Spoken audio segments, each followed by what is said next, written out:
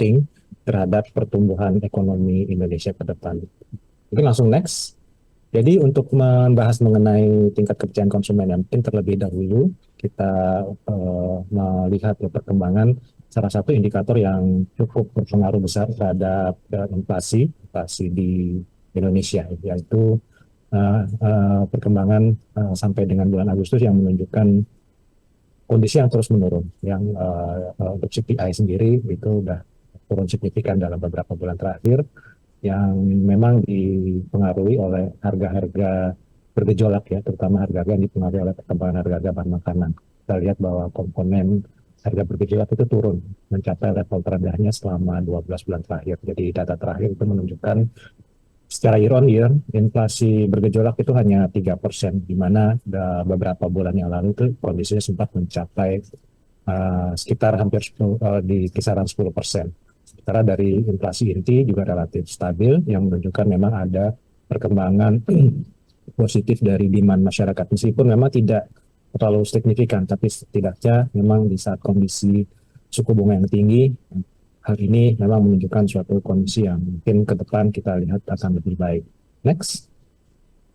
Ya, mungkin sedikit kita bahas ya bahwa perkembangan seperti saya sampaikan tadi ya, bahwa perkembangan inflasi yang stabil itu dipengaruhi oleh perkembangan harga-harga bahan makanan ya, bahan kebutuhan pokok seperti beras, daging ayam, kemudian ada bawang merah dan lain-lain yang di bulan Agustus itu tercatat cukup stabil, meskipun levelnya belum serendah terutama beras ya di level pada setahun yang lalu. Namun untuk di memasuki kuartal 3 ini perkembangannya juga lebih baik dibandingkan dengan di kuartal 2 dan kuartal 1 2024. Setidaknya ini kita lihat dampaknya mungkin ke depan akan besar ya terhadap dari sisi kepercayaan konsumen, dan kita harapkan untuk household consumption itu akan tetap stabil di semester 2 2024 ini. Next. Ya, jadi kita lihat ya bahwa kita masuk ke pokok bahasan hari ini ya, bahwa Consumer Confidence Index di bulan Agustus itu tercatat mengalami kenaikan secara relatif dalam 2 bulan terakhir ya, dan saat ini di 124,4 bulan Agustus. Ini juga dipengaruhi oleh ekspektasi pendapatan ke depan yang naik, sementara ekspektasi dari kondisi lapangan kerja itu relatif flat ya, dan business expectation memang agak sedikit mengalami penurunan. Tapi overall sebenarnya kita harapkan ke depan kondisinya itu akan lebih baik, meskipun mungkin masih akan menunggu ya perkembangan dari global, kemudian suku bunga ke depan seperti apa. Saya rasa hal ini masih menunjukkan ya perkembangan terakhir bahwa konsumen itu masih cukup percaya kondisi ekonomi saat ini masih cukup baik. Next. Dan kalau kita lihat dari indeks penjualan eceran ya, retail sales index ya, bahwa itu juga mengalami kenaikan di bulan Agustus 200. Ini preliminary figures ya, atau indikator awal ya, perkiraan awal dari Bank Indonesia bahwa ada peningkatan.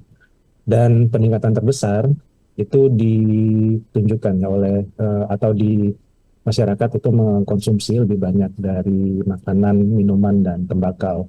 Kemudian juga ada bahan bakar dan barang-barang lainnya. Dan pertumbuhan kalau kita lihat secara year on year Agustus dibandingkan Agustus 2024 ya, dibandingkan dengan 2023 itu tercatat tumbuh 5,8% secara year on year, yang merupakan pertumbuhan yang tertinggi dalam 5 bulan terakhir. Next. Dan kalau kita lihat ya, mungkin ada terkait juga dengan perkembangan uang beredar. Jadi biasanya memang aktivitas ekonomi di dalam negeri, termasuk tingkat konsumsi masyarakat, itu memang sejak Bank Indonesia yang menaikkan suku bunga yang dimulai di bulan Agustus 2022, itu terjadi penurunan pertumbuhan jumlah uang beredar ya, baik dari sisi M1 maupun juga M2. Itu kalau kita lihat M1 ya, M1 itu mungkin secara detail adalah aset-aset keuangan seperti giro yang menunjukkan aktivitas transaksi masyarakat. Sementara kalau M2 itu kecenderungannya itu terkait dengan uh, kecenderungan masyarakat untuk menabung ya. Jadi M2 termasuk aset-aset keuangan ya, tabungan di bank, savings, kemudian ada deposito berjangka. Ini kalau kita lihat perkembangan terakhir itu dengan M2 yang lebih tinggi dibandingkan dengan M1 itu menunjukkan bahwa kecenderungan masyarakat itu untuk lebih banyak menabung dibandingkan dengan melakukan konsumsi. Dan memang konsisten ya dengan kondisi atau kebijakan Bank Indonesia yang menaikkan suku bunga itu memang biasanya mendorong masyarakat untuk menabung dibandingkan dengan mengkonsumsi. Dan kita perkirakan ke depan ya. Jadi memang kondisi saat ini sendiri yang mungkin relatif moderat ya aktivitas transaksi ya yang ditujukan oleh pertumbuhan M1 yang relatif rendah. Yaitu memang disebabkan oleh stance kebijakan Bank Indonesia yang lebih pro stability. Ke depan kita lihat dalam sepanjang semester 2 ini dengan perkembangan nilai tukar rupiah yang sampai saat ini juga cenderung menguat ya. Jadi salah satu yang atau faktor utama yang menyebabkan Bank Indonesia masih belum beralih dari pro stability menjadi pro growth itu adalah karena nilai tukar rupiah yang memang mereka menjaga stabilitas dari nilai tukar rupiah. Dan mengingat bahwa nilai tukar rupiah yang cukup stabil, kita lihat memang ruang untuk penurunan suku bunga itu sudah cukup terbuka, apalagi dengan inflasi yang sangat terkendali, yang nilainya juga cukup, yang perkembangannya terus terkendali.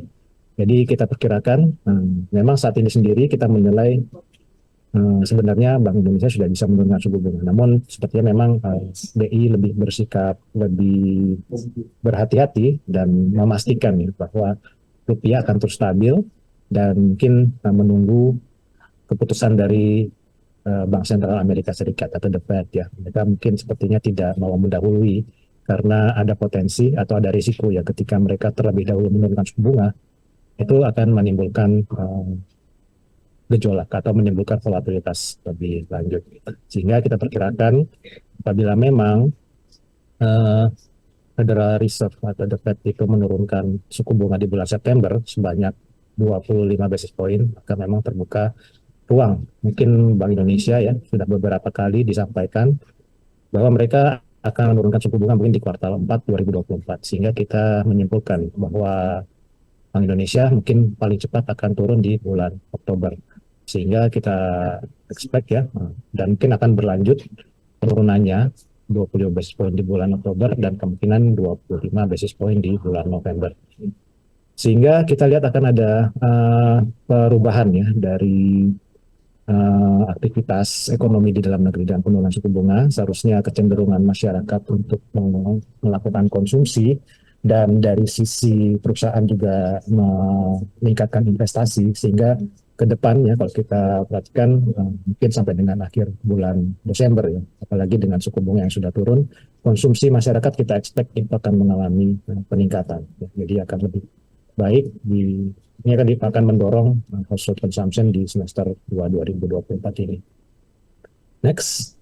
Dan kalau kita perkirakan yang siklus penurunan suku bunga itu akan terjadi di 2024 dan di 2025 dengan total pemangkasan suku bunga tahun ini 50 basis point dan tahun depan itu 75 basis point. Jadi total siklus pelonggaran moneter di sepanjang 2024 dan di 2025 ini akan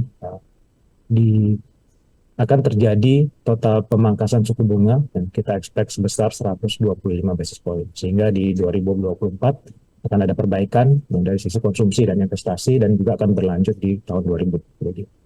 Mungkin demikian dari saya, mungkin next kembali ke Glenn. Terima kasih, selamat pagi.